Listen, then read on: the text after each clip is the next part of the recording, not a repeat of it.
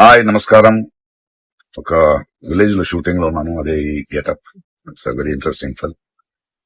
ఇక్కడ ఉన్నప్పుడు ఇప్పుడే నాకు ఈ ఆన్లైన్ లో మళ్ళీ మీడియాలో ఒక ఆన్లైన్ గేమింగ్ యాప్, దాని గురించి నేను చేసిన ఒక యాడ్ గురించి డిస్కషన్ జరుగుతోంది. అందరినీ ప్రశ్నించి నేను సమాధానం చెప్పాలి కదా, ఎందుకంటే చాలా మంది క్వశ్చన్ చేస్తున్నారు మీరు ఎలా చేస్తారని.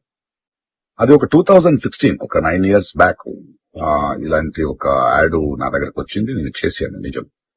ఆ తర్వాత కొన్ని నెలల్లోనే అది తప్పని నాకు అర్థమైంది.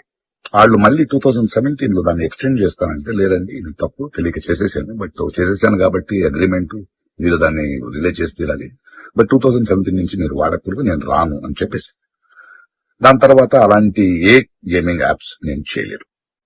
2021 లో కూడా ఆ కంపెనీ ఇంకో కంపెనీకి అమ్మేసి వాళ్ళు దాన్ని ఏదో సోషల్ మీడియా ప్లాట్ఫామ్ లో యూజ్ చేస్తే, నేను వాళ్ళకి నోటీసులు, వాళ్ళకి ఈమెయిల్, మళ్ళీ వాట్సాప్ లో పంపించి, లేదండి ఇందులో నేను లేను, ఇది చేయకూడదు, కాంట్రాక్ట్ అయిపోయింది, ఇది తప్పు అని కూడా చెప్పాను. వాళ్ళు ఆపేశారు.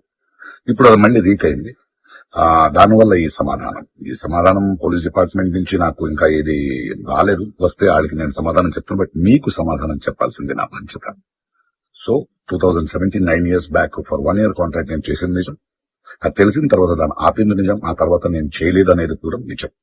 ఈ మాట మీకు చెప్తున్నాను. ఇంకో విషయం, దయచేసి యంగ్స్టర్స్, ఇలాంటి గేమింగ్ యాప్ అది ఒక వ్యసనం.